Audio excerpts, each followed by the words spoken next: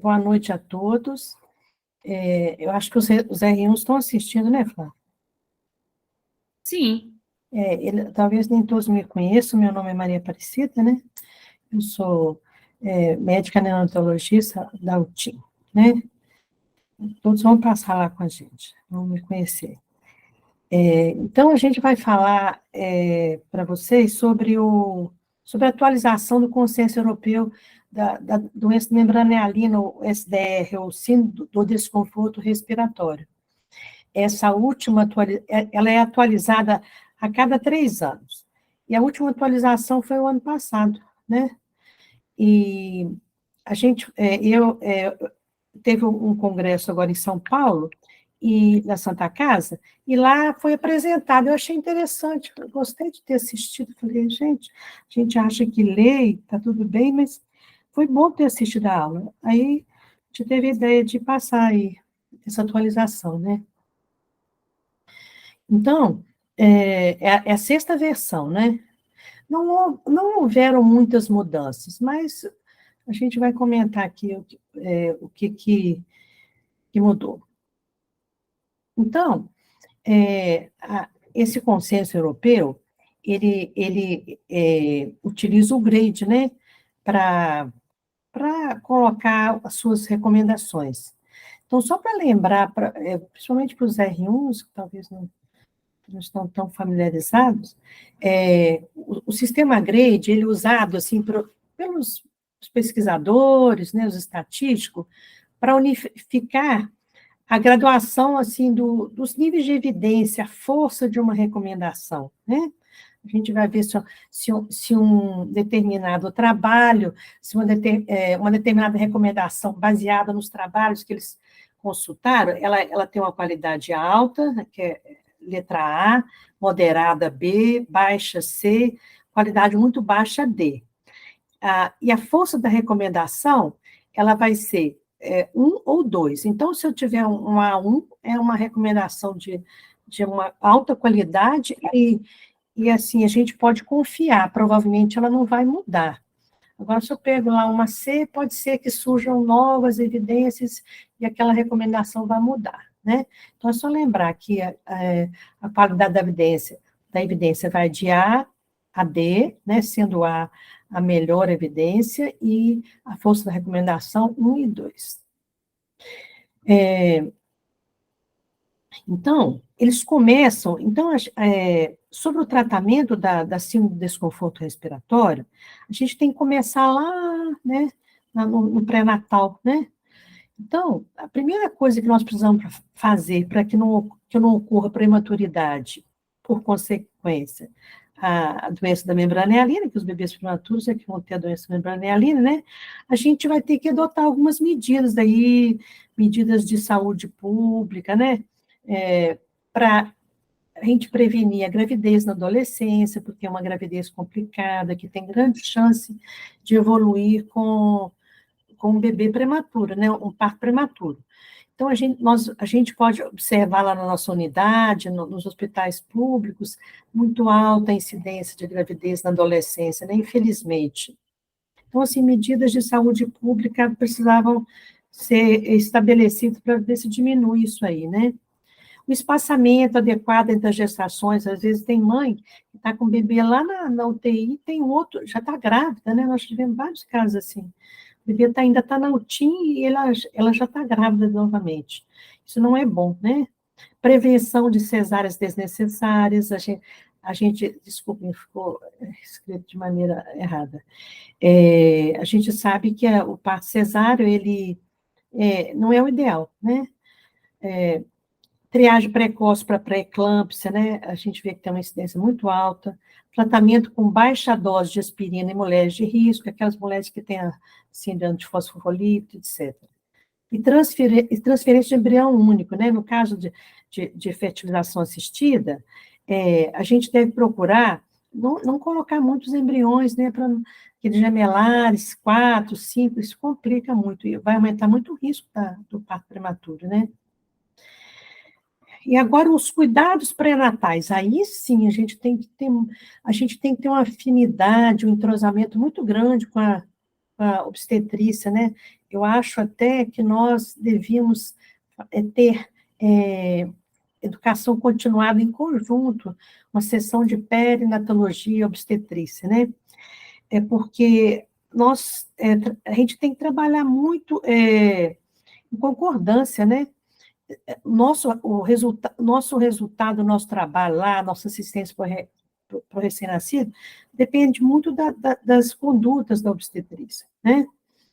Então, por exemplo, mães em risco de parto prematuro menor que 28 semanas devem ser transferidas para centro terciário sempre. Isso a gente já sabe, né? Nunca nascer num lugar que depois que você tem que transferir o bebê. O ideal é transferir o bebê na barriga da mãe, né? Gestante, aquelas gestantes que têm uma gravidez única, que a gente só sabe disso aí com gravidez única, não gemelares. Com gemelar, a gente não sabe se isso aí procede. Que tem um colo curto, né? E um trabalho de um parto prematuro anterior, deve ser recomendado tratamento vaginal com progesterona, né? Esse colo curto aqui, os obstetras veem no ultrassom, o ponto de corte é 2,5, né? Então, se tiver um colo mais curto, normalmente eles vão prescrever a progesterona. Ela vai aumentar a idade gestacional para esse parto, né? E diminuir a mortalidade perinatal. Na verdade, a progesterona, ela tem uma eficácia, assim, de uns 30%, mas já ajuda, eles sempre fazem isso, né? Um tratamento barato, passivo de ser realizado. Então, sempre que eles fazem ultrassom lá, que eles veem que o colo está curto, menor que 2,5... Seu som está falhando. Hein? O que foi, Flávia? Seu som falhou. Ah, falhou? Falhou. E agora? Agora tá bom. Tá. Então, sempre eles vão usar progesterona quando eles detectam no ultrassom que o colo está curto. Então, se a eficácia de 30% já está bom, né? A gente tem que tentar sempre. A gente, sempre que houver sintomas de trabalho de parto prematuro, que você vê que lá no ultrassom foi detectado um comprimento de colo do útero menor que 2,5, e a gente conseguiu utilizar biomarcadores também, evitar o uso necessário de drogas tocolíticas e ou esteroides pré-natais, né? Então, esses biomarcadores, normalmente, eles não são utilizados no serviço público, é a fibronectina, né? E, às vezes, no serviço privado é utilizado, sim. Então, a fibronectina é um composto, assim, glicoproteico, que promove a adesividade entre as membranas fetais e útero materno, né? Então, quando você detecta ele nas secreções cérvico-vaginais, é um sinal de que numa semana essa gestante pode ter um parto prematuro. Mas ela é difícil de coletar, não é fácil a coleta, né? Porque ela sofre interferência, por exemplo, se fez um ultrassom lá no colo do útero, etc. Ela é colhida no fundo de saco, né? Então, a gente tem mesmo a progesterona, né? Para nos guiar. Deve ser feito também, claro, o ciclo único de corticosteroides nos casos de alto risco de parto prematuro, se gravidez viável, até 34 semanas completas de gestação. Pelo menos 24 horas antes do nascimento. Então, isso aí é recomendação A1, gente, há anos, né? Então, se não der tempo de fazer 2 doses, pelo menos uma, é melhor que nada, né? Porque a gente já sabe que o corticóide vai melhorar enormemente, né, o prognóstico desse bebê prematuro. Para nós, lá na UTI, vai facilitar muito a condução, né? O bebê vai ter uma melhor condição respiratória, vai ter menos risco de ter hemorragia periventricular, NEC, o canal vai ter uma evolução mais favorável. Então, o ideal é que ele receba, que a gestante receba 2 doses, né? Mas, se não for possível, pelo menos uma dose, né? Chegou a gestante lá, o que for possível fazer, mas preferencialmente 2 doses. Se por acaso essa gestante fizer o uso do corticoide, o parto não aconteceu, e ela tomou um primeiro curso, pode ser feito um repique em 1 a 2 semanas antes. Em 1 a 2 semanas. Se aconteceu 1 a 2 semanas esse primeiro curso. É uma recomendação também bem forte, a 2, né? Normalmente, a OMS recomenda 1 semana e o American College de Obstetrícia recomenda 2, por isso que eles põem esse intervalo aqui.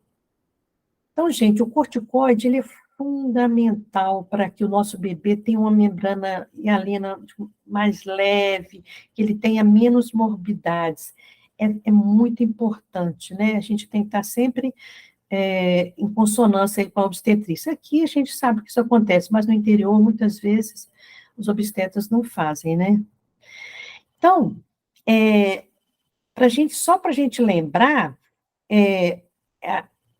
a betametasona, em 1972, um médico neozelandês que se chamava Dr. Lings, né? Ele era muito estudioso, ele fez um estudo com ovelhas e ele percebeu que as ovelhas que receberam o corticóide, que ele estava fazendo lá um estudo de parto prematuro, as ovelhinhas nasciam e o pulmãozinho, quando ele ventilava, o pulmãozinho insuflava. E naquelas cujas ovelhas mães não receberam, o pulmãozinho era hepatizado, não ventilava, e elas geralmente tinham em a óbito, as ovelhinhas prematuras. Então, baseado nisso, ele extrapolou ele fez um projeto e começou a fazer nas gestantes. E ele convidou um pediatra para auxiliar ele, porque ele fazia nas gestantes e o pediatra acompanhava. Naquela época, em 72, os primeiros ventiladores mecânicos de ventilação mecânica estavam aparecendo no mercado. E o pediatra que ele chamou, que era o Dr. Howell, ele era um dos únicos que ventilava bebês, né? Fazia ventilação mecânica. Então, em 72, eles pegaram e fizeram um trabalho com umas 200, quase 300 mães e, claro, bebês, e mandaram para o Lancet. O Lancet recusou o trabalho, achou que naquele momento não era tão interessante e que os resultados eram meio miraculosos, e aí o Pediatrics aceitou e publicou. Então, o que ele estava mostrando lá? Que os bebês cujas mães receberam betametasona, 2 doses, versus os controles, então eles tinham 4,3, os que receberam betametasona, os bebês tinham 4,3% de membrana mais grave, formas graves, enquanto que os controles tinham 24%, né? E aí ele prolongou o trabalho para 1.000 e tantas pacientes e publicou novamente esse trabalho ampliado. E naquela época não havia internet, as pessoas ficavam sabendo das coisas por periódicos médicos, né? O fato é que um ou outro trabalho foi feito, mas foi só em 10 anos mais tarde que uma obstetra, Patrícia Caldry, ela conseguiu fazer ela pegou alguns trabalhos do Dr. Liggins, né, que foi esse 72, mais alguns trabalhos, e ela publicou tipo uma meta-análise. Isso em 82. Mas foi só... Aí ficou um pouco mais conhecido o trabalho, né? Mas foi só... ela pegou esses trabalhos, né, e fez tipo uma meta-análise e publicou. Mas foi só em 94, quando o NIH publicou um consenso recomendando o uso da betametasona, que o uso do corticoide tornou-se popular, né, nos Estados Unidos e no mundo inteiro. E isso teve tanto... A Cochrane achou que foi tão impactante isso aí, porque por 20 anos, milhares de crianças foram a óbito, tiveram muitas morbidades, porque esse trabalho não foi, vamos dizer assim, reconhecido, né? Visto por todo mundo. Então, eles acharam que esses 20 anos de atraso aí foi muito importante. E é uma medicação barata, né? Custa super barato, 2 doses, e causa tanto benefício essa intervenção, que esse trabalho, ele passou a ser o síndrome da Cochrane, né? Estou mostrando isso para os R1s, né? Quer dizer, 51 anos depois, eu estou falando isso para vocês aí, enaltecendo o trabalho do Dr. Liggins, e do doutor, que era um obstetra, e do Dr. Hauer, que era um pediatra. Então, aqui, ó, aqui está o síndrome da Cochrane, né? Que é colaboração internacional, e os 7 trabalhos, né? Da betametasona. Foi essa meta-análise, passou a ser o síndrome da Cochrane, que tão impactante que foi esse trabalho, que deixou uma intervenção tão simples, um medicamento tão barato, né? Podia ter salvado milhares, milhares de crianças. Então, aqui só para mostrar para vocês o Dr. Ross Howell, que é o pediatra, e o Dr. Liggins, né? Pediatra nunca é valorizado, né? Ele foi condecorado com o título de Sir, por Sua Majestade. Pediatra, não. Outra recomendação que a gente faz aí, em cuidados pré-natais, é o sulfato de magnésio. A gente já sabe que tem inúmeros benefícios para o bebê, para o desenvolvimento dele neurológico no futuro, se a gente tem um parto prematuro menor de 32 semanas de gestação. É uma recomendação A1, né? Forte recomendação. E considerar a tocólise para que o curso de corticosteroide possa ser concluído, né? Ou então para essa mãe fazer uma transferência, por exemplo, do interior aqui para um hospital terciário, né? Então, é sempre importante administrar o corticoide, né? Sempre importante. Então, se há possibilidade de fazer uma tocólise para completar o ciclo, deve ser feito. Estabilização na sala de parto. A gente já sabe aí, desde as últimas diretrizes do NAUS, que o clampeamento do cordão, pelo menos 30 a 60 segundos deve ser feito nos prematuros, se eles nascerem bem, né? Claro, se ele nascer muito deprimido, isso não vai ser feito. Isso aí vai ter um impacto enorme também para esse bebê prematuro. Ele vai ter uma instabilidade hemodinâmica menor, né? Vai usar menos amina, ele vai ter menos anemia, vai ser muito bom para ele, né? Então, se o bebê prematuro nasceu bem, a gente vai esperar e aí 30 e 60 segundos, se for possível.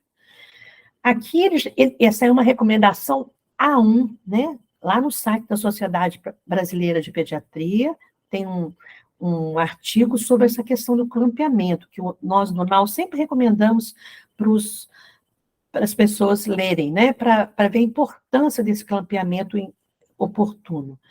E somente aqui ele já faz uma recomendação, que quando não for possível esse clampeamento em tempo oportuno, considerar a ordenha de cordão, né?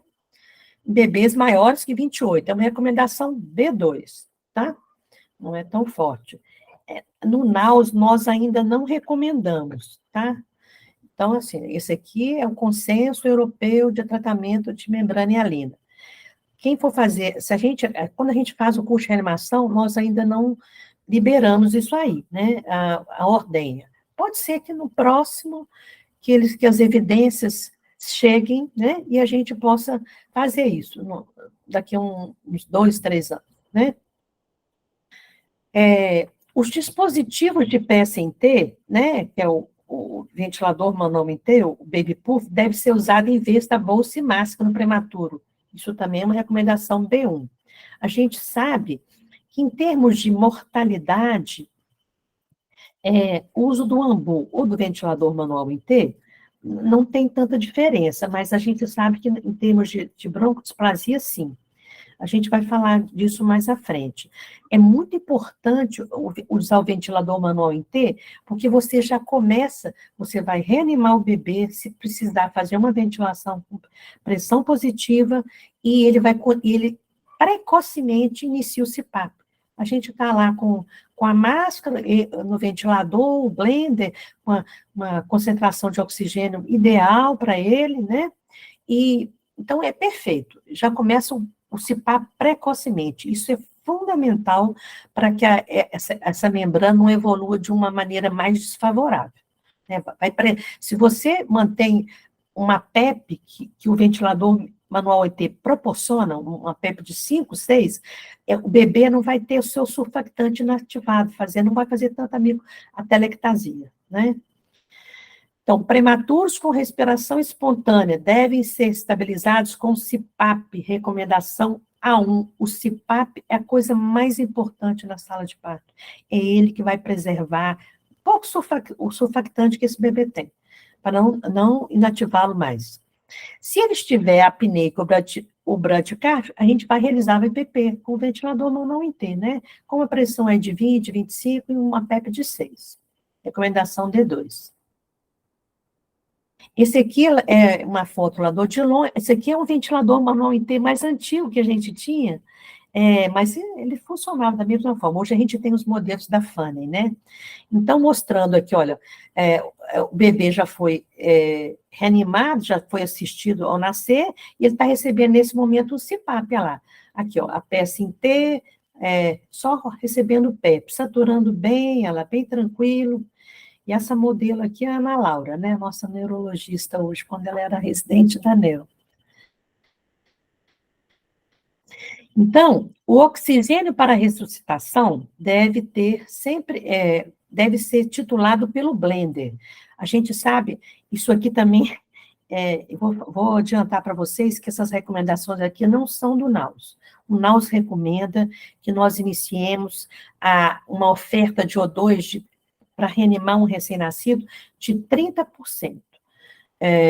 Então, para qualquer bebê menor que 34 semanas. Aqui eles fazem meio que eles fazem uma escala. Para bebê menor que 28 seria 30%, 0,21 a 30% para 28 a 31, e 0,21 para maior que 32. Os ajustes dessa FI devem ser guiados pela oximetria de pulso, né? Ou que a gente vai colocar lá na hora que o bebê nasce, na reanimação. A saturação de O2 maior que 80 e frequência cardíaca maior que 100 devem ser alcançados em 5 minutos. Isso aqui é o que o NAUS recomenda, que entre 5 e 7 minutos esse bebê satura entre 70 e 80 e a frequência cardíaca vai ter sempre maior que 100. Né? Recomendação C2. Então, eu já vou repetir para os residentes que vão fazer o NAUS a partir de setembro, porque até por causa da eleição do CRM, não vão acontecer NAUS até a eleição, só a partir de setembro. Então, lá no NAUS, a gente começa a reanimar um prematuro com uma fração expiratória de oxigênio de 30%, tá? Aqui, o consenso europeu tem essa faixa aí. A intubação deve ser reservada para recém-nascidos que não respondem à ventilação com pressão positiva via máscara facial ou prongas nasais. Claro, se o bebê não foi possível, né?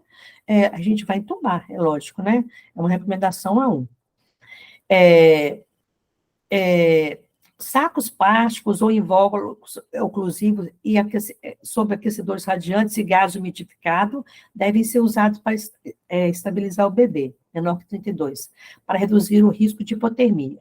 A hipertermia também deve ser evitada, é uma recomendação A1. A hipotermia é a pior coisa que pode acontecer para um bebê, né?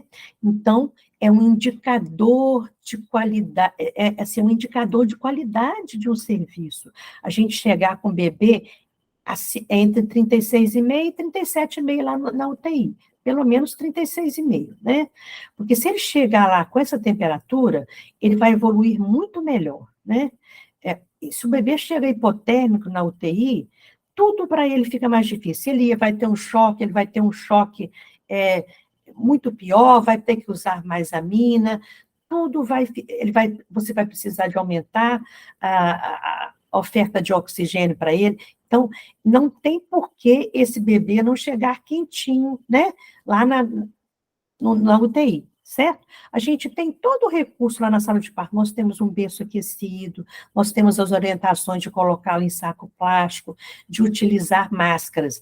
Inclusive, a membrana, ela vai ser muito afetada, assim, se você bebê chegar hipotérmico. Tudo fica pior para ele. A hipertermia também deve ser evitada, né? Então, recomendação forte. A terapia com surfactante. Então, recém-nascidos pretermos, menor que 30 semanas, que requerem intubação orotraqueal para estabilização, devem receber surfactante, tá? É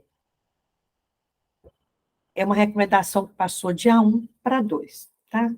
Parece que nem todos, né? Antigamente a gente falava assim, entubou, então não vou fazer surfactante. Caiu de A1 para A2, é uma nova recomendação. Isso aqui mudou, tá? Os recém-nascidos com necessidade de tratamento para membrana devem receber surfactante de origem animal. Uma recomendação forte, fortemente recomendada. Para os R1s, o surfactante, ele pode ser de origem... hoje a gente quase não utiliza mais o que não é de origem animal. A gente tem o de origem porcina, que é o mais utilizado, coração, né? E bovina, é o Survanta. Lisa, é o método preferencial para administração de surfactante para o RN com respiração espontânea em CPAP. Continua sendo uma recomendação A1, fortemente, é uma forte recomendação. Então, Lisa é um método que a gente usa para administrar surfactante de forma não invasiva, sem precisar intubar. Então, para os R1s, no meu tempo, que não tem tanto tempo assim, tá, gente? Há uns 12 anos atrás, a gente entubava todos os prematuros para fazer surfactante. Todos, né? Sem exceção. Nós só fazíamos surfactante no tubo, né? Bebê entubado. A partir do momento que surgiram os trabalhos mostrando que o surfactante poderia ser administrado por forma não invasiva, né? Que surgiram esses termos, LISA, que é Less Invasive Surfactant Administration, Minimally Invasive Treatment com surfactante, e assim por diante. Então, LISA e MIST é a maneira da gente administrar surfactante com catéter fino, o bebê no CPAP, sem precisar entubar. É uma recomendação A1. Se o bebê respirou lá no bloco, não está fazendo apneia, a gente vai tentar deixá-lo no CPAP e fazer uma administração surfactante por forma não invasiva. A administração de surfactante por máscara laríngea poderia ser realizada para RN menores que 30 semanas e maiores que 1 quilo. É uma recomendação B2. Isso aqui também, já vou avisando a vocês que no NAUS nós vamos passar, nós agora passamos a usar máscara laríngea, vamos, você está lá no bloco, você não conseguiu entubar um bebê que tem uma malformação anatômica, então, mas bebês acima de 2 quilos em 34 semanas. A gente tolera, assim, próximo de 2 quilos. Aqui, lá na Europa, através desse consenso, eles acham que você poderia administrar surfactante por máscara laríngea um bebê maior que 1 quilo, tá? A máscara laríngea, o surfactante pode ser usado também por máscara laríngea. Tem menos trabalhos, certo? Menos evidências. O LISA e o MIST são os mais recomendados, mas existem alguns trabalhos mostrando que pode ser feito, inclusive aqui em Belo Horizonte, nós temos aqui na Unimed, foi feito um trabalho grande, que ele é sempre citado na literatura. A doutora Rosilu conduziu um trabalho em que ela administrou surfactante aos bebês da Unimed por máscara laríngea, certo? Mas preferencialmente lisa ou MIST, por catéter fino, né? Pode ser que no futuro a gente vai usar mais. Dose inicial, isso é muito importante. Então, nós vamos sempre, o método de eleição para a gente, não invasivo para administrar surfactante é lisa ou MIST, que é o Less Invasive Surfactant Administration, ou Minimally Invasive, né? Podemos usar a máscara laríngea e a dose que nós vamos usar. Preferencialmente do Curasurf, que é o nome comercial, não ganho, viu, gente, nada da empresa. O nome é Poractante Alpha, o nome comercial Curasurf. Ela é mais utilizada porque ela é mais concentrada. É possível a gente usar um volume menor para administrar esse surfactante no bebezinho. Por exemplo, então, ela é melhor, essa dose inicial, sempre ser de 200, que é possível isso, porque ela é mais concentrada, é superior a 100 miligramas de survanta, que é outra surfactante que a gente tem que fazer 4 ml por quilo, né? Aí a gente meio que dá uma afogadinha no bebê, porque é um volume grande, o bebezinho prematuro, lá de 700 gramas, né? Se você fizesse 100, é, ele ficaria meio, volume muito alto, né? Demoraria muito para se administrar. Então, melhor é esse, 200 miligramas de poractante alfa. É melhor que 100 de survanta e melhor que 100 também de Curosurf. É para fazer 200. Os resultados são muito superiores, tá? Nós vamos ter menos índice de retratamento. É uma forte recomendação. A1. Então, os métodos menos invasivos de administração de surfactante. Tem um tantão de métodos, né? Mas os principais, assim, teve um cara chamado Werder, que em 92, ele começou a utilizar isso aí, mas não foi muito para frente. Na verdade, foi da doutora Angela Kribs, uma alemã, em 2007, ela publicou um trabalho, o método de Colônia, na Alemanha. Ela fazia administração surfactante usando um tubo de aspiração, certo? Uma sondinha lá, com um laringoscópio, e ela usava uma guil para introduzir essa sondinha na traqueia do bebê. Porque elas são, assim, as sondinhas são bem molinhas, né? Não são, assim, muito firmes, é difícil, então precisa da manil. Aí depois surgiram vários trabalhos. Um método muito consagrado também é o método Hobart, é o LISA. Inicialmente, foi idealizado principalmente pelo Dr. Peter Dargaville. Ele é um australiano que vem sempre ao Brasil. Tem uns 4 anos ele vem no congresso no Rio. Ele é um cara muito estudioso, publica demais. Se você for ver sobre membrana, sobre respiratório de neonato, você vai ver o nome do Dr. Peter Dargaville o tempo todo. Esse aqui, ó. Então, ele utilizou inicialmente um catéter vascular, que era um angiocat, e ele não usava maquil. Só laringoscopava, e esse catéter vascular era um pouquinho mais firme, era mais fácil, mas também podia causar um pouquinho de lesão. Posteriormente, surgiu o laboratório que produz o melhor surfactante, que é o que nós usamos aqui no Odilon, no Brasil, que é o Curosurf, aquele mais concentradinho, de origem porcina.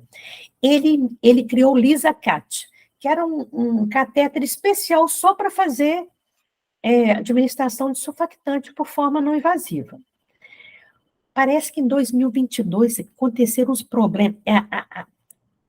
A indústria farmacêutica que produz esse surfactante, o LisaCat, é a Chiesi.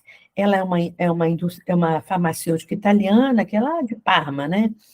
Eu não sei por quê, houve um problema lá com esse LisaCat, que eles pararam de fabricar em 2022. Não sei se voltaram a fabricar. O fato é que ele não é disponível no Brasil, certo? Nem nos Estados Unidos. Aqui no Brasil a gente usa outro, depois nós vamos ver. Aí nós tínhamos também um método que foi um dos primeiros, que eu falei para vocês, esse cara que foi um dos primeiros a utilizar forma não invasiva. Ou seja, ele passava um tubo 2, é o enxurro, que você entuba, faz surfactante e extuba. Só que algumas pessoas estubavam imediatamente, umas esperavam 10 minutos, umas esperavam 2 horas, 3 horas. Então, o enxurro, que era com tubo 2, entuba, faz surfactante e retira o tubo, ele passou a ser substituído pelo catéter fino, né? Aí a gente tem a máscara laríngea também, nós temos várias pesquisas em andamento sobre o aerosol, que seria perfeito, a gente, não precisar fazer laringoscopia no bebê, né, gente? Poder você colocar o surfactante sem laringoscopar ele, né? E também diretamente surfactante faríngea também, né? Mas, então, Esse aqui são os catéteres mais utilizados para administração.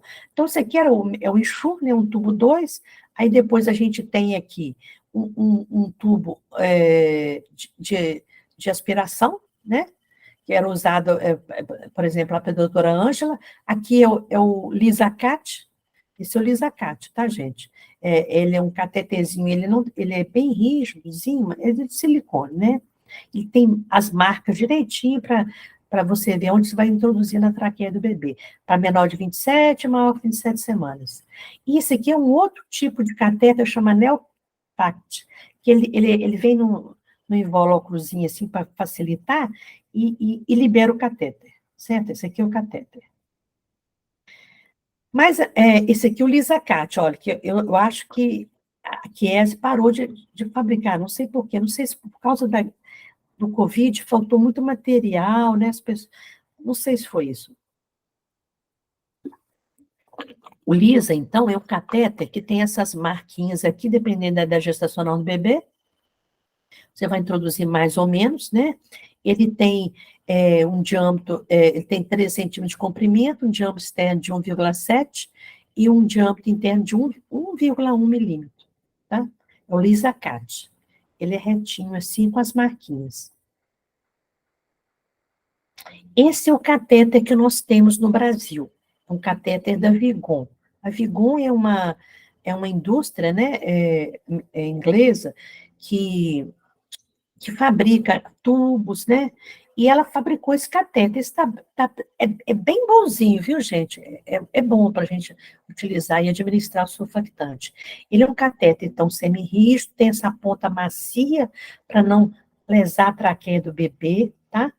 Ela facilita muito porque ela é, assim, anguladinha, e ela busca a traqueia, porque a traqueia ela é anteriorizada. Sempre que a gente vai entubar, o tubo quer descer para o esôfago, né? Então, o fato de ter essa angulação aqui facilita bastante. Então, essa pontinha preta dele, que é mais macia, para não machucar a traqueia, ela mede 2 centímetros. Aí, depois, cada risquinho é 1 centímetro. Aí, esse tracinho mais grossinho é 5, aí vai 6, 7, 8, 2 tracinhos é 10. Aí, a gente vai ver, de acordo com o peso do bebê, quanto que você deveria inserir o tubo. Vai ser a mesma medida para o Surfacat. Então, ele é razoavelmente caro, né? Assim, porque ele é descartável, em torno de R$ 300, né? Acho que se comprar uma quantidade maior, fica mais barato. A Flávia pediu aí para o Odilon, vamos torcer para segurar, porque, pessoal, para os residentes que estão menos familiarizados, uma coisa é você entubar um bebê que você fez uma sedação, certo? Outra coisa é você entubar um bebê a seco, né? A gente não faz no Lisa. Vou descrever para vocês, então, o método. A gente vai colocar o bebê em CPAP, você vai tentar contê-lo, enrolar ele com a mantinha, talvez fazer um pouquinho de sacarose na boquinha, e vai introduzir o laringo e o catéter, certo? E vai colocar surfactante aqui. E você vai demorar aí 1, 2 minutos, né? Cida, o Cris quer perguntar alguma coisa, depois que você falar aí. Tá, pode falar.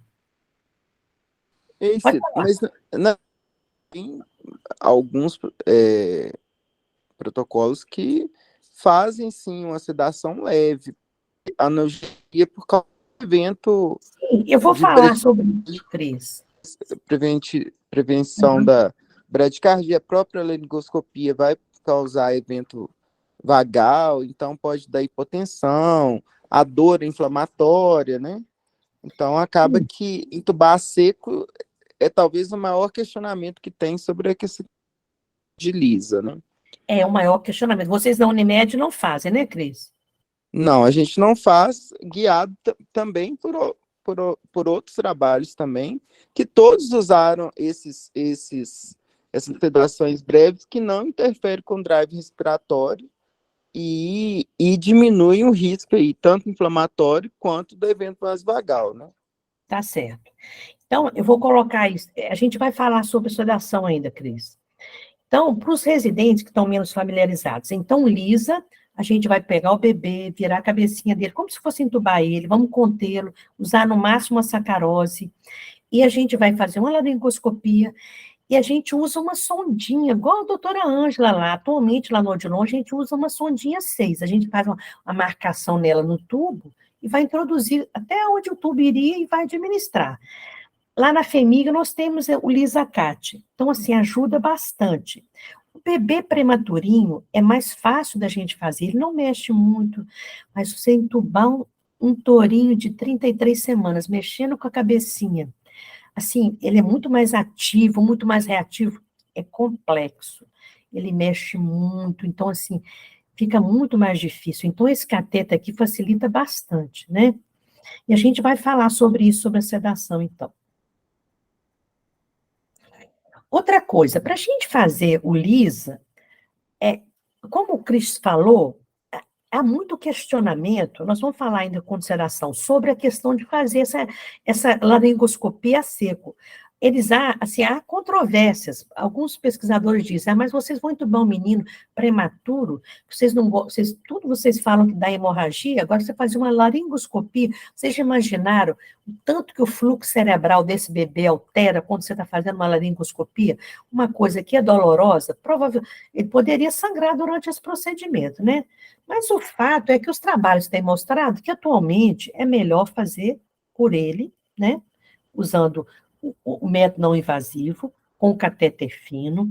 A sedação ainda, os trabalhos mostram que ainda não deve fazer, ainda não, mas assim, estudos estão sendo realizados, vários estudos, mas no momento ainda, os trabalhos que foram feitos mostraram que o bebê que recebeu sedação, eles tiveram mais apneia, tiveram mais problemas, né? Assim, eles precisaram ser entubados, falharam no CPAP. Então, para mim, fazer um MIST, para funcionar um LISA, a mãe tem que ter feito um pré-natal direitinho, tem que ter tomado 2 doses de corticoide, preferencialmente, não ter tido coriomielite. Eu tenho que ter esse catéter aqui, né, para facilitar, para mim ir mais rápido. A gente tem que tentar, nos trabalhos falam, 2 ou 3 vezes no máximo, porque depois você tem que entubar. Se você não conseguir em 2 ou 3 vezes, principalmente com a sondinha, que é difícil, é molinha, né, muito flexível. E se seria perfeito se a gente tivesse um vídeo laringoscópio. Eu tenho vários trabalhos mostrando. Então, eu tenho que ter todas as condições ideais, né? Um catéter bom, a mãe tomou surfactante, eu tenho um vídeo laringoscópio. Olha só como é que é fácil. Esse aqui é um Lisacat, lá. Você vê, porque às vezes a gente, o método, pessoal, eu devia, Flávia, ter apresentado o nosso protocolo por causa dos residentes, né? É porque a gente fala para os colegas, eles já sabem do método, mas os residentes talvez não. Mas tem um vídeo que você não colocou daquele que a gente usou, o catéter. Nós temos, o nosso protocolo, meninos, para os residentes, foi feito pela Mariana. Mariana era residente, foi o TCC dela, tá? Então, o ideal é que a gente tivesse as condições ideais, né? Para a gente ter uma tentativa só, para fazer bem rápido, para o menino não ter dor, né? Tivesse até um vídeo laringoscópio, certo? Mas, infelizmente, não é assim. Então, um dos maiores trabalhos que foram feitos, que está nas referências do consenso, então o consenso europeu, ele reúne as melhores evidências, as publicações, os trabalhos randomizados, vai compilar aquilo tudo, fazer estudo estatístico, e eles vão lançar o consenso. Então, um dos trabalhos que constam lá no consenso é o Optimist, que foi feito pelo Peter Dargaville, aquele professor australiano, né? Então, ele fala assim, aqui ele é efeito da terapia com sulfatamente minimamente invasiva, versus controles, no controle para o tratamento da broncodisplasia, e ele ia ver os resultados. Morte, broncodisplasia pulmonar, certo? Bebês com membrana. Então, esse trabalho era muito maior, só que aconteceu o Covid, aí eles interromperam o trabalho. Então, ele ficou com quase 500 bebês, né, de 25 a 28 semanas. Eles usaram surfactante na forma lisa. O doutor Peter Dargaville, então é do método Hobart, ele usou inicialmente o Angiocat, depois o Lisacat, né? Que é aquele catéter que foi produzido pela própria farmacêutica que produz o surfactante. Ela teve o maior interesse, né? Só que aí eles tiveram algum problema lá que eles pararam de fabricar em 2022. Não sei se voltaram a fabricar. Mas ele tá sendo, a Vigon é que está substituindo, né? Aquele que eu mostrei para vocês. Então, e aí o ponto de corte lá foi uma FiO de O2 de 30%. Quando os bebês passavam a precisar mais de 30%, eles recebiam surfactante. Então, isso é muito importante. Vocês têm que saber o ponto de corte da fração expiratória de O2, é 30%. O que concluiu o estudo?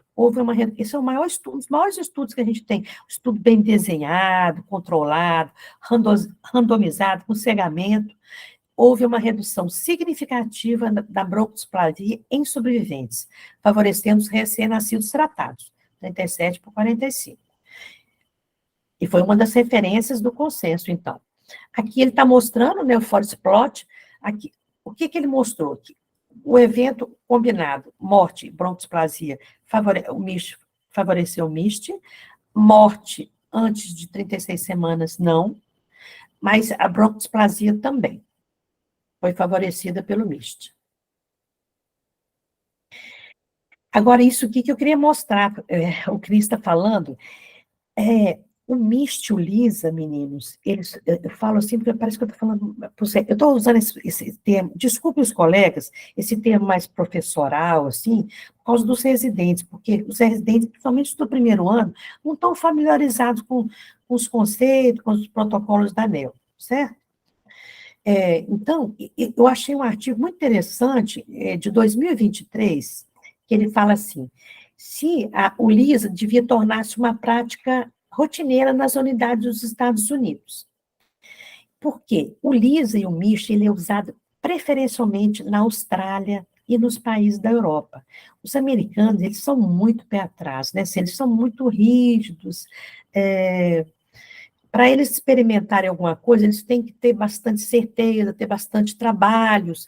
Então, o fato é que eles estão querendo, assim, começar a usar, fazer mais surfactante de forma não invasiva. Mas o fato é que, olha só, esse trabalho foi publicado esse ano. Ele fala assim, ó, é um professor lá de San Diego. Embora o LISA tenha sido amplamente adotada na Europa, na Califórnia, embora o LISA tenha sido amplamente adotado na Europa e em outros países, seu uso não é generalizado nos Estados Unidos. Este artigo fornece um resumo das evidências existentes sobre LISA e orientação prática para as unidades dos Estados Unidos que optam por implementar uma mudança de prática incorporando a otimização do CPAP e do LISA. Então, a gente vê que lá nos Estados Unidos, ele ainda não é muito utilizado, né? Ele é mais utilizado na Europa, né? Então, ainda há controvérsia. Uma das maiores controvérsias é essa, a sedação. Vários trabalhos estão sendo feitos no mundo todo sobre a sedação. Os trabalhos, é porque eu não posso colocar todas as referências, mas todos os trabalhos que utilizaram drogas analgésicas e sedativas tiveram eventos adversos, apneia, muito mais meninos precisaram ser entubados, certo? Mas, por exemplo, a Máirica, que é uma plantonista nossa que está lá na França, eu sei que tem um trabalho que foi publicado lá de Montpellier, que eles usaram o propofol e a ketamina. A ketamina no menino maior, ela é tudo de bom. Você faz um procedimento, o menino dorme, tem analgesia e não deprime. Agora, um bebezinho prematuro, a ketamina tem um pouco ainda de resistência e tal. Então, o fato é que vários estudos estão em andamento, mas até o momento não é recomendado.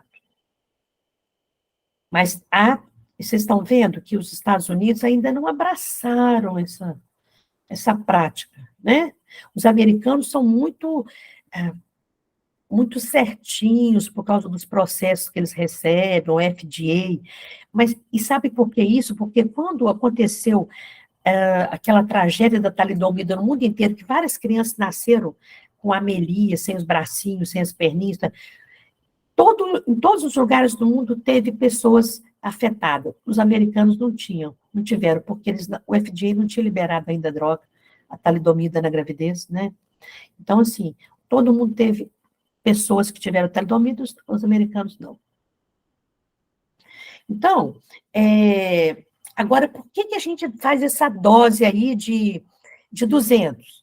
Então, isso aqui é uma referência que está no consenso também. Essa autora italiana, né, ela fez um trabalho aí tem 1.615, vai tirando aqueles, ela fez um trabalho com 631 bebês que não receberam surfactante, 600 que foram incluídos, para receber uma dose maior, de 200 miligramas.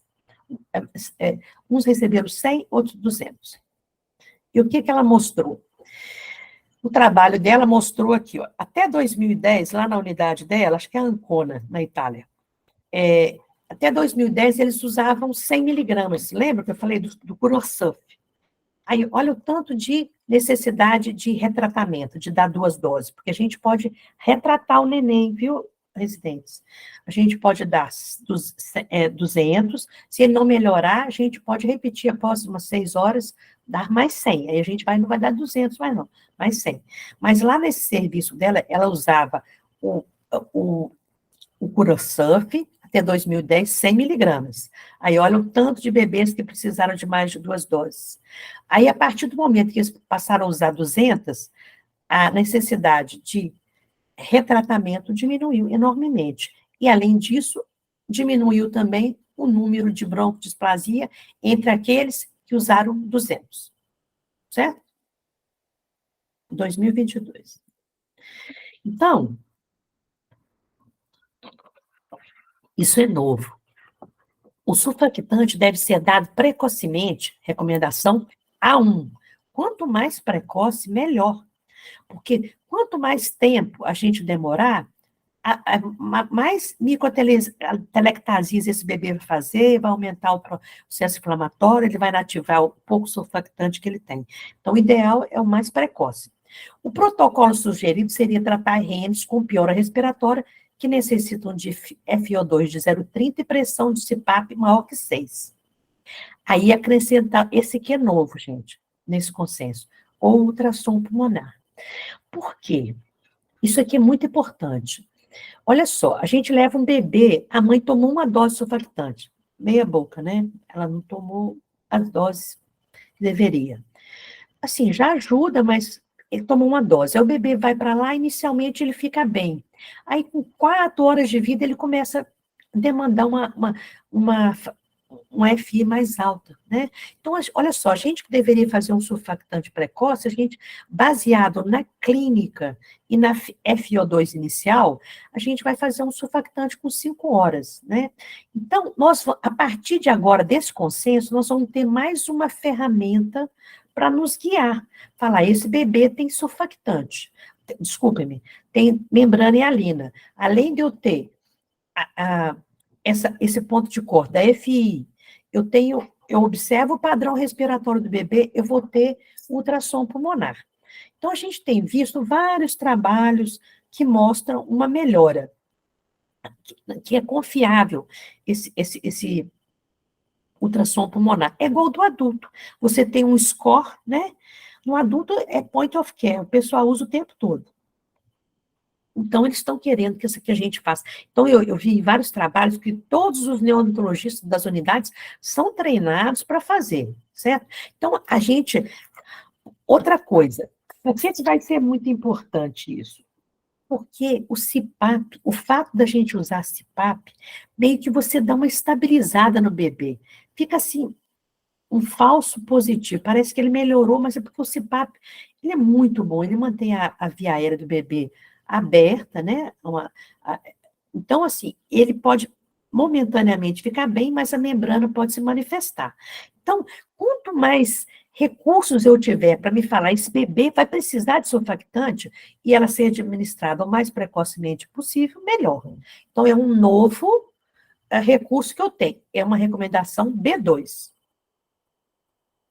Uma segunda e até terceira dose de surfactante deve ser administrada se a evidência de piora da síndrome de desconforto respiratório, com necessidade de maiores concentrações de O2 após a exclusão de outros problemas. Então, o bebê pode ter um pneumotóxico, alguma coisa. Então, retratamento, mais 1 ou 2 doses, é recomendação forte, A1. Só que eu vou usar 200 inicialmente, depois eu vou usar 100, né? Então, isso aqui é um trabalho de uma autora, eu acho que ela é italiana também, Lúcia de Martino.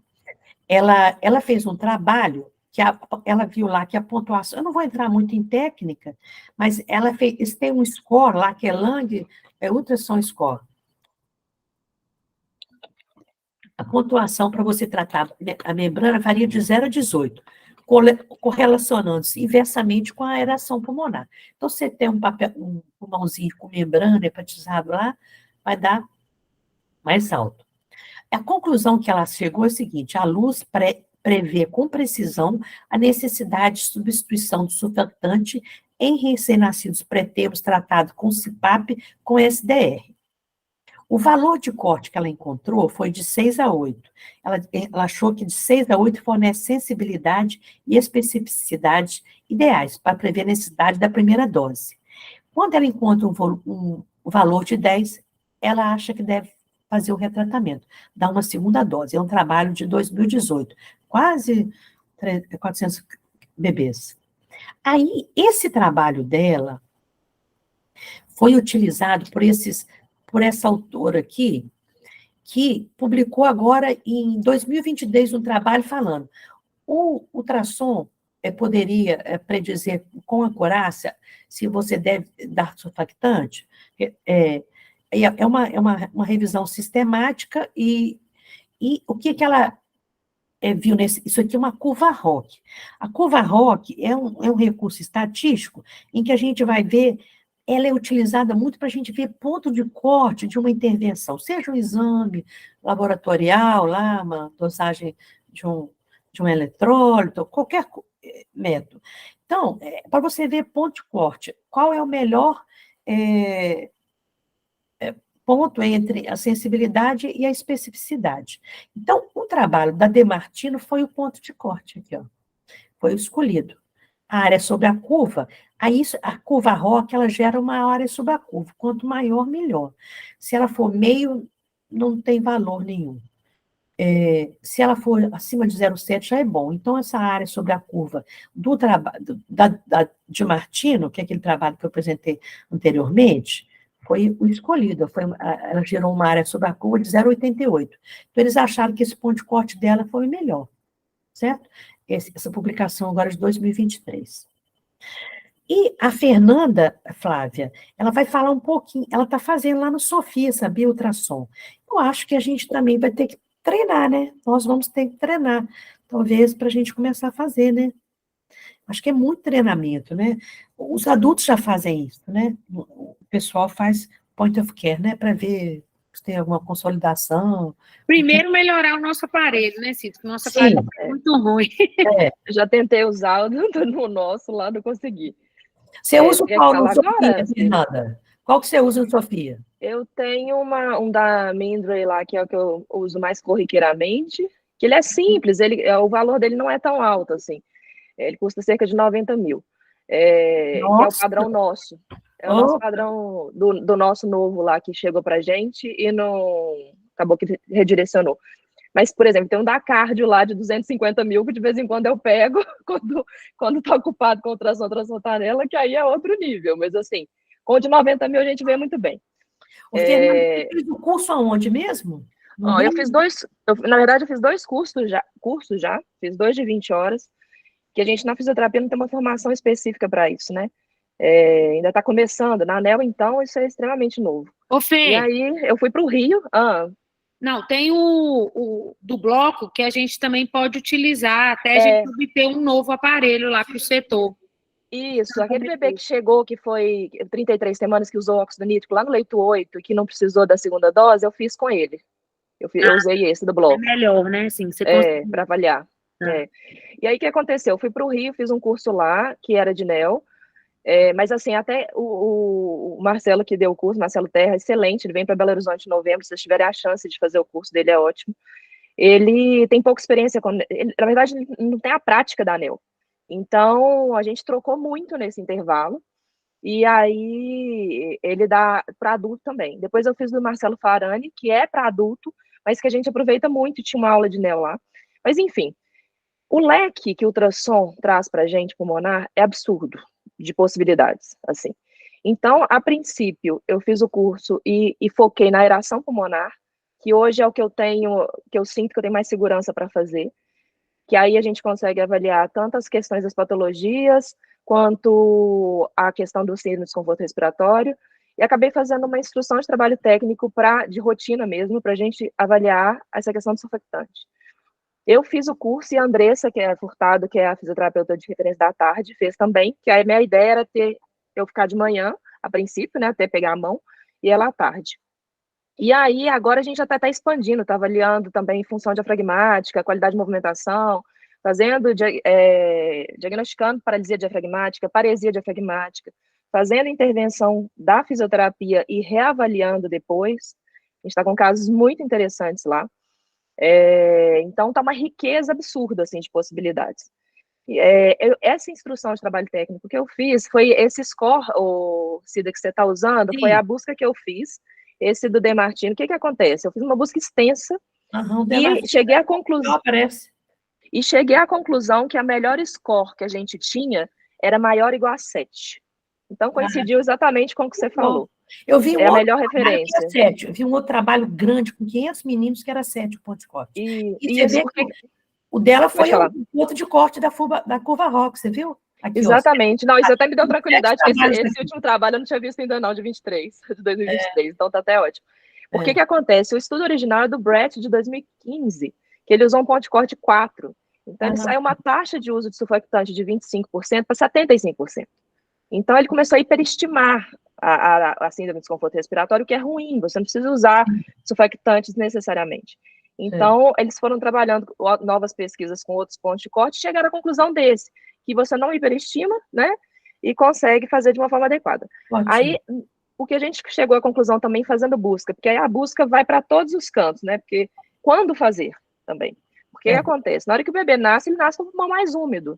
Então, se eu faço ali com 10, 15 minutos de vida, vou levar para a sala de parto e vou fazer esse ultrassom pulmonar lá. É tiro no pé, porque o pulmão vai estar encharcado, você vai ver um pulmão muito pior do que de fato ele é. Então, fazendo a busca, a conclusão que até agora eu cheguei, que é o melhor ponto para começar a fazer ultrassom, é de 30 minutos a 2 horas. O que eles falam é que com 1 hora você ainda tem uma margenzinha de erro para hiperestimar o surfactante. Com 2 horas é certeiro. Então, o que a gente tem feito é, pelo menos com a partir de 30 minutos a gente está fazendo, na medida do possível.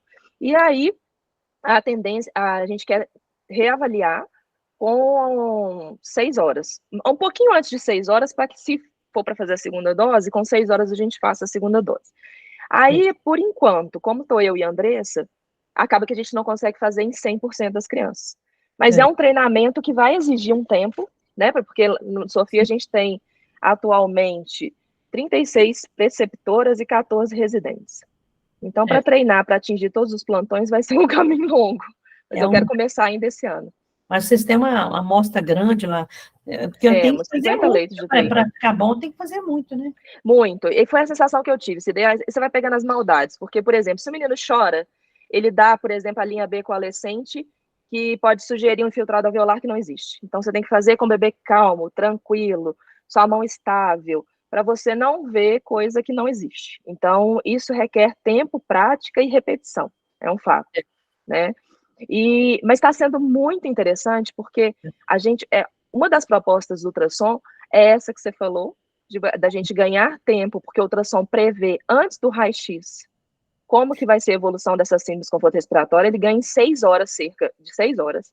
Tem trabalhos... Quem precisa e não tratar necessariamente. Tem trabalhos mostrando, nas primeiras horas de vida, o ultrassom alterado, raio-x normal, e passa 6 horas, o ultrassom não modificou e o raio-x piorou. Na síndrome de desconforto respiratório, por exemplo. Lá no Sofia, a gente tem diminuído o raio-x. Por quê? Aquele menino broncodisplásico que está no CPAP, estava com PEP de 6, está demandando PEP de 8 para manter 40% de FO2. Opa, o que está acontecendo com esse menino? Faz ultrassom. A partir do ultrassom, dos achados do ultrassom, já traça-se a conduta. Ao invés de ficar irradiando o menino, pedindo raio-x e tal, o ultrassom ele dá uma qualidade de imagem muito melhor, porque é tridimensional.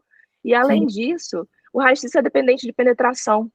Então, às vezes você acha que tem um infiltrado pior, mas está menos penetrado, ou tá pouco. Então, o ultrassom, ele se você tiver um preset exato, definições exatas, corretas, para aquela função que você vai avaliar, não tem erro. Tá muito bom. Só uma pergunta.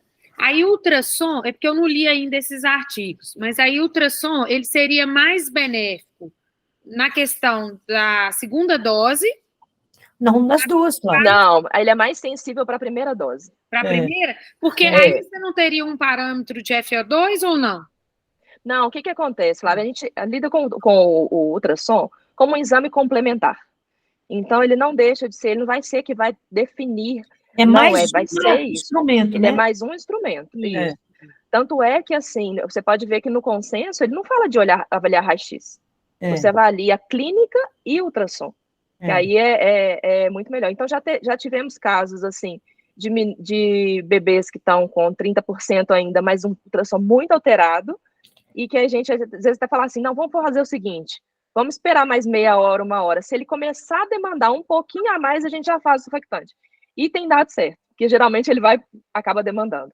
E o contrário, de estar ali 23%, mas não sei, está um pouco taquipneico, deixa eu fazer ultrassom. O ultrassom está ótimo. Não, então vamos segurar mais um pouco, não vamos fazer. E às vezes o menino não precisa. Entendi. Esses dias foi no 28 semanas de segunda dose, que achava que ia precisar, que estava taquipneico, ultrassom, assim, padrão ouro. Ele pontuou 1 no score, que é de 0 a 18. Aí, conversando até com a Fabiola, que você conhece, a Fabiola pediatra, falei, Fafá, deu 1, eu acho que não vai precisar, não. Ela falou, não, vamos observar. O menino não precisou, ficou bem, e rapidinho já melhorou dessa taquipneia. Então, o instrumento é muito bom. Ótimo, Fernanda, obrigada. Então, nós vamos fazer isso. Imagina. Eu recomendo os residentes, porque a Mariana tem oferecido os cursos para os residentes, né, do adulto. A gente começa com adulto, porque dá para fazer lá com a equipe do Bruno, né? Os residentes estão fazendo, né? Fizeram ano passado, esse ano os R1 deve fazer, os R2, a Mariana já me falou. Então, a gente tem que começar com adulto e começar a treinar para o anel também. Porque é fundamental. Né? E sabe o que acontece? Outras coisas, que não só da síndrome de desconforto respiratório, aquele bebê que está demandando mais parâmetros de ventilação. Você pede um raio-x, tem uma hipotransparência leve. Você fala, gente, não justifica ele está precisando disso tudo. Eu vou te falar que está acontecendo com relativa frequência. Você vai fazer ultrassom, na hora que você avalia posterior, porque na síndrome de desconforto respiratório, o menino não pode ser virado. Então, a avaliação desse score LANS que você comentou é o que eu uso também, Cida, que avalia anterior e lateral. Tá. Então, eu não preciso mudar o bebê de posição. Eu vi lá. Anterior e lateral. Antero superior, antero inferior e lateral. Quando o bebê já passou dos 3 dias, que cai nessa situação, com transparência leve, parâmetro alto, você vai fazer ultrassom, a hora que você vira ele de lado e avalia posterior, tudo atelectasiado. Porque esses meninos vão ficando, eles fazem rodízio de decúbito, mas muitas vezes fazem laterais e supino. E não passam tanto pelo prono. Então, eles colabam. E é coisa que você não vê no raio-x. Não tem desvio de mediastino, não tem nada. Na hora que você passa o ultrassom, tá tudo fechado posterior. Aí você faz o protocolo de prono, o menino fica ótimo, melhora a ventilação, você consegue desmamar e estubar. Então, são coisas que o raio-x não te informa.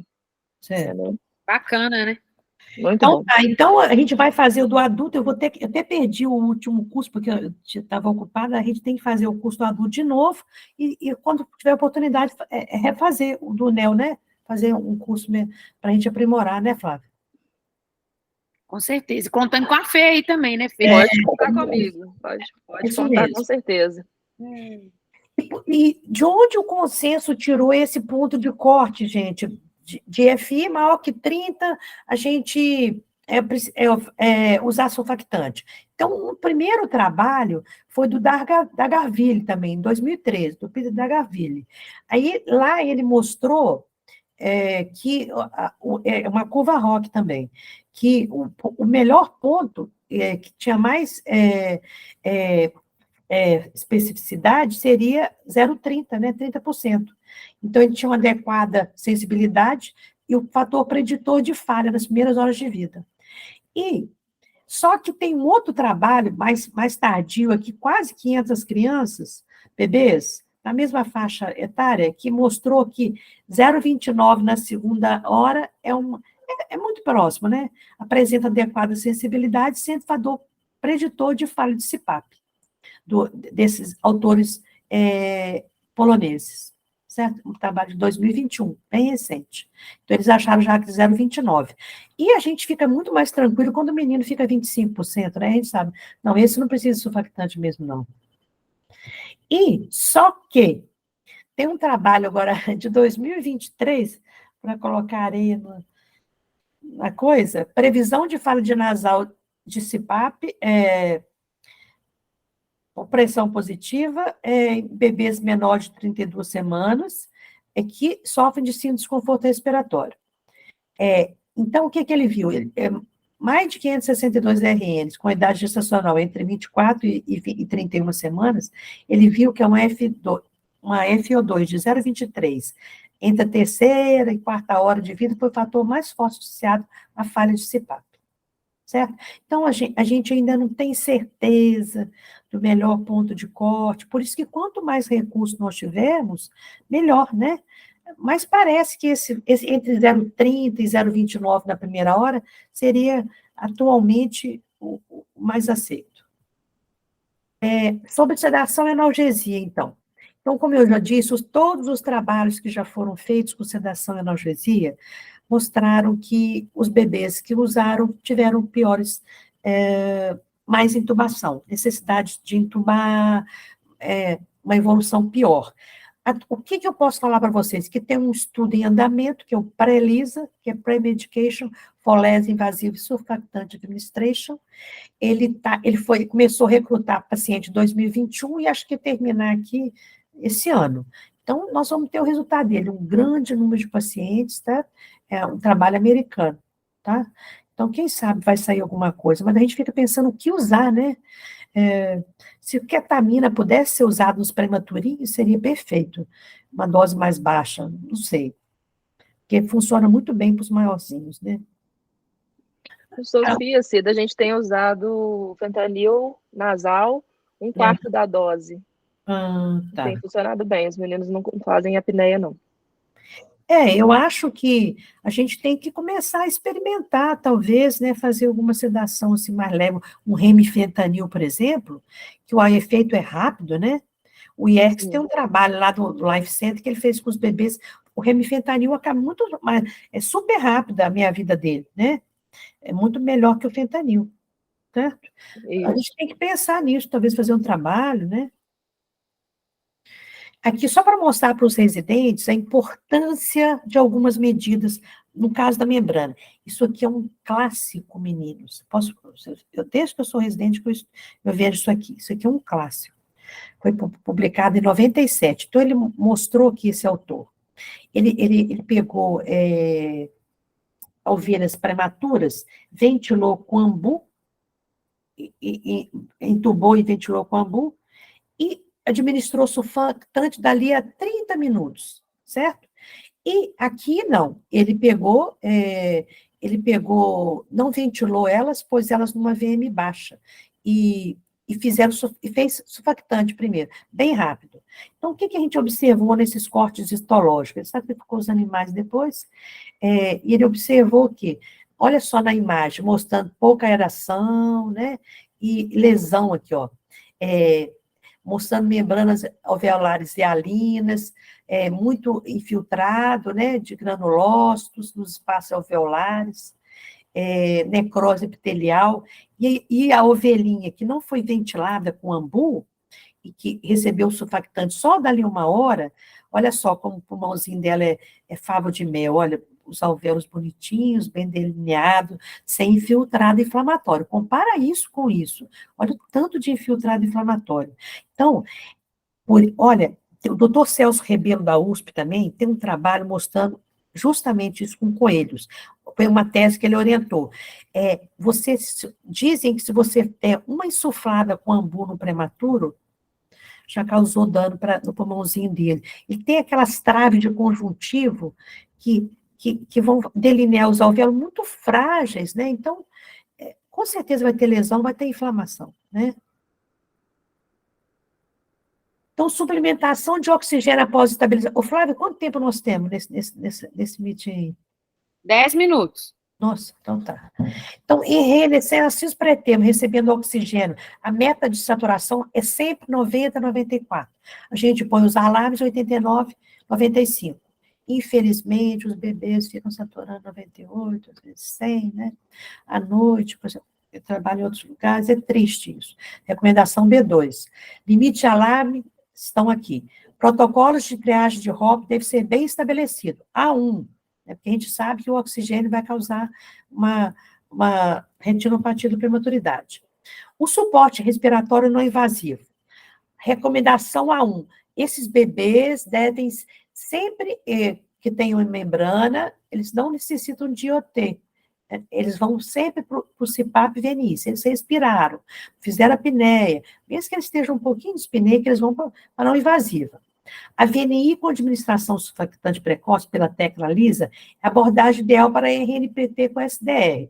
É a ventilação não invasiva, não a VNI, tanto o CPAP quanto a VNI. A recomendação A1.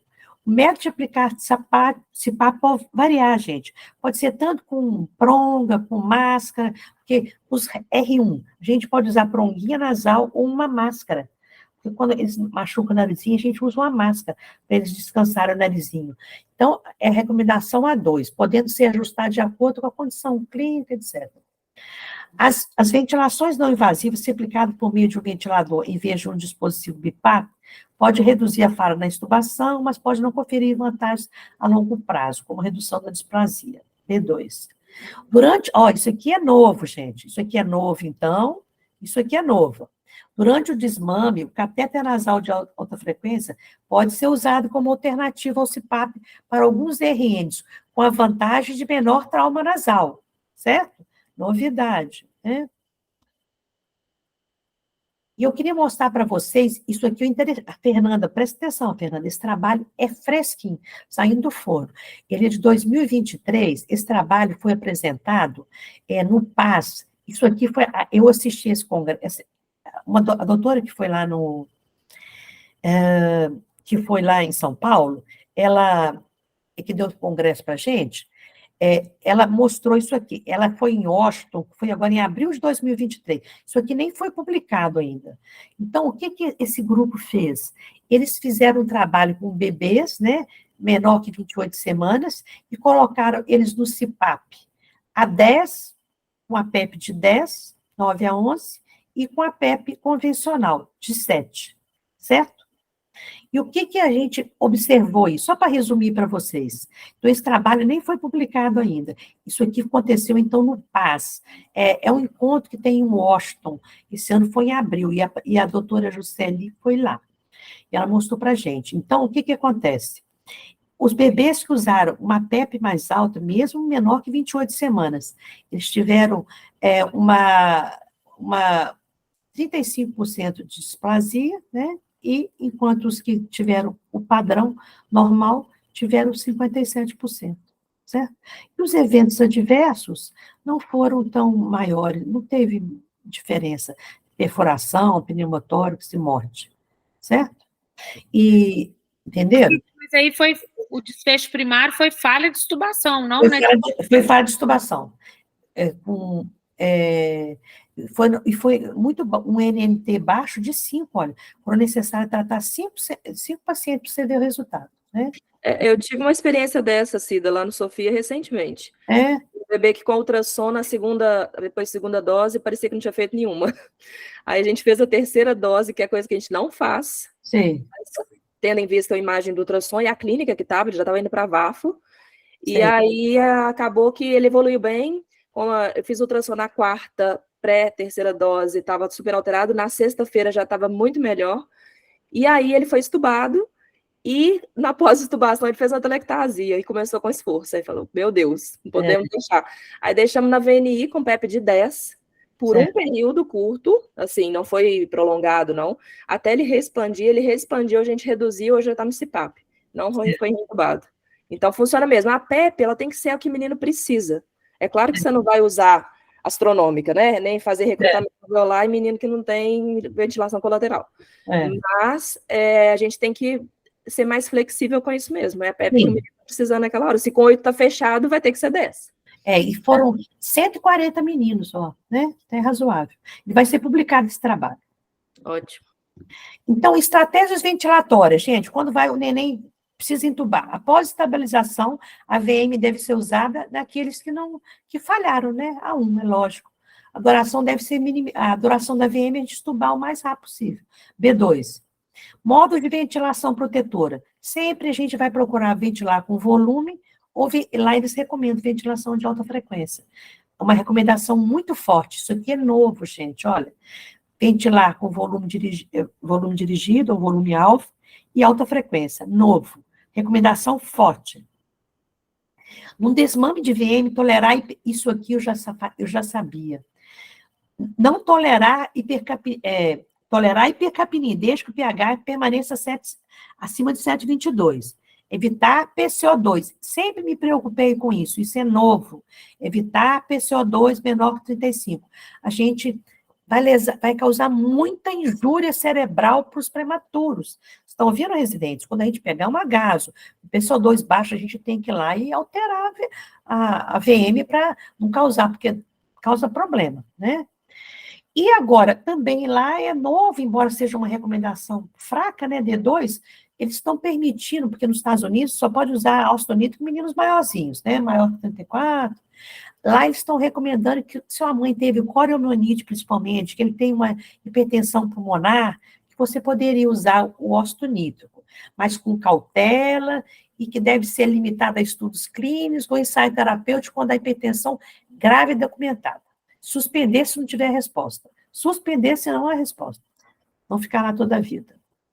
A cafeína, né, para desmamar, para facilitar o desmame, recomendação A1, deve ser a cafeína precoce, com aqueles bebês com alto risco, já é uma recomendação C1, né? Então, a gente deve usar a cafeína, por exemplo, menino menor que 32 semanas, mas assim, a gente não ficar usando todo mundo. A gente vai ter que ver caso a caso, nos casos que não tiveram no protocolo.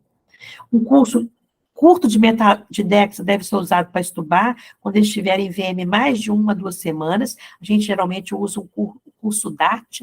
Os residentes vão, quando passar lá na UTIM, vai ver o que é o DART. É uma dosagem que a gente usa, uns 7 dias, certo? É uma recomendação forte, a 2. Isso aqui é importantíssimo, meninos, é importantíssimo. Os opioides devem ser usados seletivamente quando indicados e com critério, é D1, o uso rotineiro de morfina ou midazolam, porque eles usam muito morfina lá, né? Em recém-nascido pretermo não é recomendado. É forte a recomendação A2. Antigamente a gente prescrevia contínuo. A gente deve procurar agora não dar fentanil, procurar outras medidas para o neném ficar bem, confortável. Eu até apresentei uma aula sobre dor, a gente falou sobre isso. Foi até a enfermagem que apresentou isso. E se for necessário, você faz bolos, se for mais de 3 bolos, aí você entra com a dose mais baixa. O neném muito prematuro, até meio micrograma quilo-hora, certo? Não 1. A temperatura, sempre já falei, sempre a gente tem que manter o menino numa temperatura ideal, a taxa, isso aqui nem está muito, se cair, não tem problema não é tanto respiratório, mas olha, a gente mantém uma taxa hídrica 70, 80, nos meninos muito, muito baixo peso, a gente pode usar até 90, manejar esse ar depois, ao longo da internação, de acordo com o ionograma, diurese, peso, D1, e isso aqui também é o protocolo de nutrição parenteral. O neném, desde ao nascimento, lá, a admissão, a gente vai começar um aminoácido 1,5, 2,5, vamos progredir um máximo de 3,5, uma recomendação B2. E o lipídio, a gente começa com 1, 2 na admissão, no primeiro dia, pode progredir até 4, conforme tolerância, se tiver com índice triglicérides não muito alto. Leite materno desde a admissão, ou seja, começar com colonoterapia, com a nutrição trófica, né? Recomendação B2 forte, né? E antibióticos usar criteriosamente e suspender se sepse descartada, né? D1. Outras indicações que a gente pode fazer de surfactante, gente.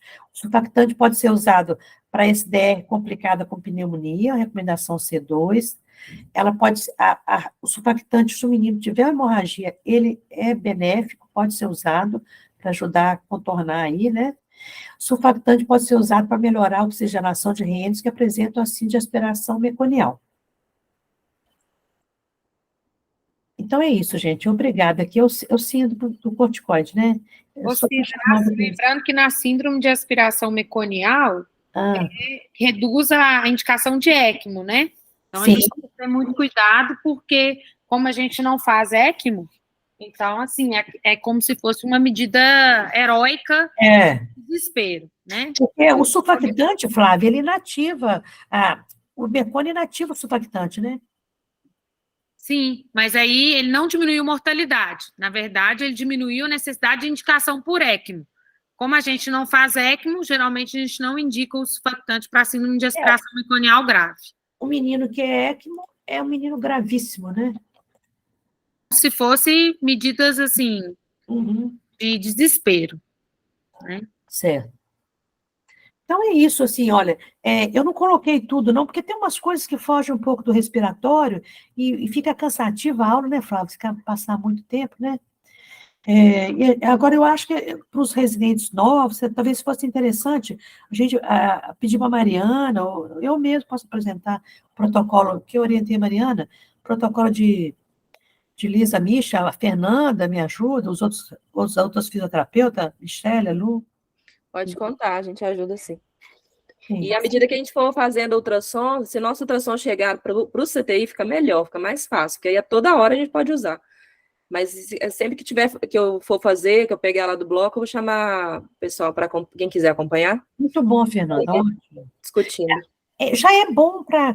O adulto já faz o point of care, né? A gente, inclusive, está sendo oferecido para os residentes esse curso. É muito bom que eles façam. E eu estou querendo estudar agora, vai ser o próximo, que assim que eu respirar um pouco, eu quero estudar para avaliar a extubação. Porque ele é um preditivo de extubação muito bom também. O mesmo... Muito bom. Aí você conta para a gente, Fernanda. Muito obrigada pela sua ajuda aí, viu? Obrigada a você. Um abraço, boa noite. Boa noite. Vou agradecer, né? Igual eu falo com os residentes, a gente tem a oportunidade de assistir uma aula de congresso, né? Que é essa aula que você apresentou, né, atualização, sem sair de casa, online, sem gastar um tostão, né? Que você foi para o congresso lá na Santa Casa, em São Paulo, você gastou com passagem, com hospedagem, né? Então, a gente não perder essas oportunidades, né? De ter uma aula excelente, uma atualização, né? No sofá da casa da gente. Outra coisa, Flávia, recomenda para eles que essa aula vai ser dada pela doutora Jusceli. Sim, dia 13, né? Vou colocar o link, isso, 13 de julho.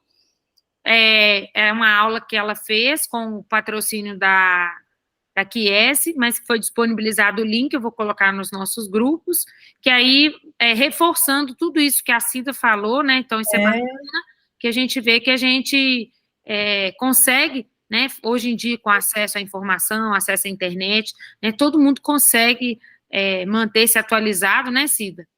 Olha, só olhar para isso aqui, Flávia, tem 51 anos, eu estou falando desses caras hoje, olha que tanto que é importante a gente estudar, fazer meta-análise, ver bons trabalhos, né? E procurar levar isso para a beira-leito, né? Levar isso para a beira-leito, que é isso que torna, que nos motiva e que torna o nosso trabalho mais, né, com mais satisfação. Eu falo com os residentes, evoluir e prescrever é chato. O que é legal é você colocar na beira do leito aquilo que você lê, aquilo que você estuda, né? Trazer isso para a beira-leito e fazer diferença na vida daquele paciente. Isso é que é legal.